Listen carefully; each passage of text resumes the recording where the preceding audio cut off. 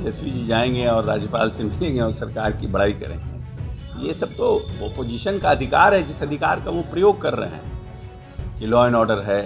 अब इनको तो एक्चुअली में क्या है ना, बेस नहीं पता है ना कि बेस क्या था, कहाँ से बिहार निकला है। तो लालू जी अपने थक गए अनिवार्य करते हुए कि हमको बनाइए, हम वो तो अनिवार्य हैं, तब तो उनको थक गए। अब तेजस्वी जी को अनिवार्य कर रहे हैं, अब तो बिहार की जनता ने डिसाइड करेगी। नमस्कार, आप हैं न्यूज़ पॉइंट नेशन पर। मैं आपके साथ अभिजीत सिंह। राजद सुप्रीमो लालू प्रसाद यादव इन दिनों लगातार एक्टिव दिख रहे हैं और वो जगह जगह घूम रहे हैं और एकजुट करने की बात कर रहे हैं। तो वहीं पिछले दिनों मुख्यमंत्री नीतीश कुमार के गृह जिला पहुंचे थे नालंदा। वहां भी उन्होंने कहा कि अब तेजस्वी यादव को जिताइए, मुख्यमंत्री बनाइए, सब कुछ फ्री मिलेगा। तो वहीं नेता प्रतिपक्ष तेजस्वी यादव राज्यपाल से मुलाकात करते हैं। बिहार में बढ़ते अपराध को लेकर, जिसको लेकर सब सवाल किया गया। बिहार सरकार के मंत्री अशोक चौधरी से तो बरसते हुए नजर आ रहे हैं पूरे राजद परिवार पर। क्या कुछ कर रहे हैं, पहले सुनिए उनकी बात। सरकार बन रही है सर, आम आदमी पार्टी कह रही है ऑपरेशन लोटस चल रहा है, विधायकों को फोन जाने लगा। अभी तो कौन जीतेगा कौन हारेगा ऐसे कैसे पता है। केजरीवाल जी अगर अंतर्यामी हैं तो इसके लिए नहीं कुछ कहा जा सकता है। ये तो हाइपोथिकेटेड एंड बेसलेस जिसको बोलता है आरोप है। यू नेवर नो कि who is going to win. हम लोग भी 10 चुनाव लड़े हैं, खुद चुनाव लड़े हैं, हम लोग को पता रहता है क्या कि हम लोग जीत रहे हैं। कॉन्फिडेंस रहता है कि हाँ हम जीत रहे हैं, हम हार रहे हैं, लेकिन श्योरिटी तो किसी को रहती नहीं, तो किसको फोन जाएगा। तो टोटल बेसलेस है। दिल्ली में चुनाव अब अरविंद केजरीवाल जी श्योर हैं कि वो जीत रहे हैं। हाँ। ये बीजेपी अगर जीत जाती है तो क्या लगता है उसका असर बिहार पर भी पड़ सकता है? बिहार के चुनाव पर क्या असर पड़ेगा? बिहार के परिदृश्य में देखा जाए तो क्या? Don't worry about Bihar. BJP और एनडीए, बीजेपी और जेडीयू और बाकी जो हमारे घटक दल है, इसमें कहीं कोई कन्फ्यूजन नहीं।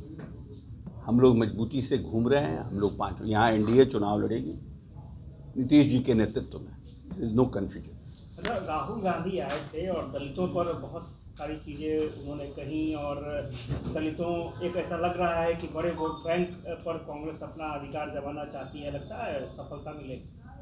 तो ये तो डिसाइड अब कैसे कह सकते हैं, बट ये तो डिसाइड करें। लेकिन आज तक इतने साल में कभी जगलाल चौधरी जी की जयंती मनी? सिर्फ चुनाव के ही साल में क्यों जगलाल चौधरी जी याद किए गए? जगलाल चौधरी की मूर्ति किसने लगाया? आज़ादी के बाद लंबे समय तक यहाँ पर कांग्रेस की सरकार रही, क्यों नहीं जगलाल चौधरी जी की मूर्ति लगाई गई? जगलाल चौधरी की मूर्ति किसने लगाया, किसने शुद्ध लिया? वो नीतीश कुमार है।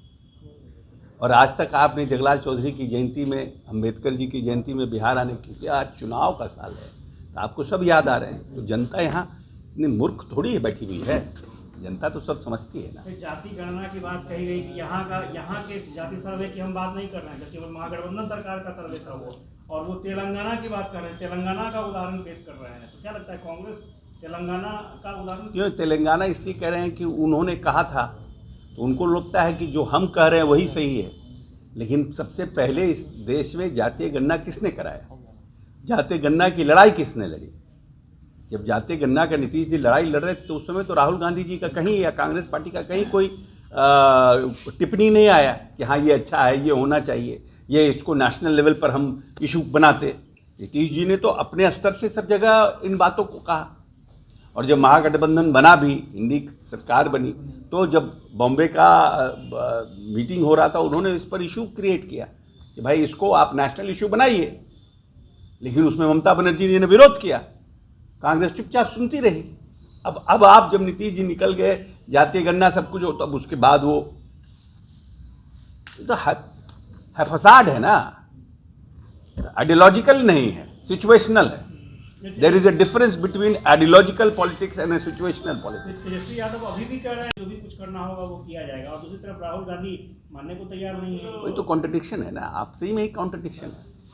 बिहार में सर लॉ एंड ऑर्डर को लेकर के राजभवन राज्यपाल से मुलाकात करने के लिए तेजस्वी यादव गए थे और कह रहे थे निकलने के बाद कि बिहार में जो आपराधिक घटना वो लगातार बढ़ रहा है और ऐसे में मुख्यमंत्री नीतीश कुमार चुप्पी साध रहे हैं। नहीं, ठीक है, जैसे आप एक्सपेक्ट नहीं कर सकते हैं कि तेजस्वी जी जाएंगे और राज्यपाल से मिलेंगे और सरकार की बड़ाई करेंगे। ये सब तो ओपोजिशन का अधिकार है, जिस अधिकार का वो प्रयोग कर रहे हैं कि लॉ एंड ऑर्डर है। तो अब इनको तो एक्चुअली में क्या है ना, बेस नहीं पता है ना कि बेस क्या था, कहाँ से बिहार निकला है।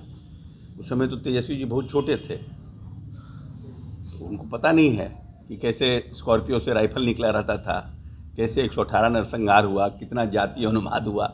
ये सब तो उस समय बच्चे थे, तो उस समय तो जानकारी नहीं है। उन्होंने ये भी कहा कि बिहार को मुख्यमंत्री नहीं डीके चला रहे हैं। वो तो बहुत कॉमन है। ये तो जिसको पुराने जो लोग पहले कहते थे आरसीपी सिंह के बारे में, अब आज इनके बारे, जो लोग मुख्यमंत्री के साथ हैं और मुख्यमंत्री को बिहार के विकास में ताकत दे रहे हैं, उन सबको ये लोग टारगेट कर रहे हैं।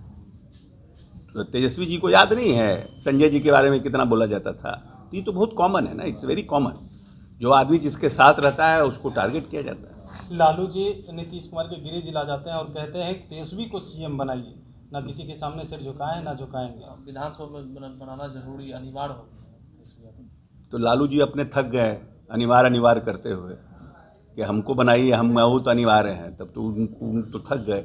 अब तेजस्वी जी को अनिवार्य कर रहे हैं। अब तो बिहार की जनता ने डिसाइड करेगी कि बिहार विकास के पथ पर कैसे है, और जो लोग चाह रहे हैं आना, उनके आने से बिहार का क्या होगा।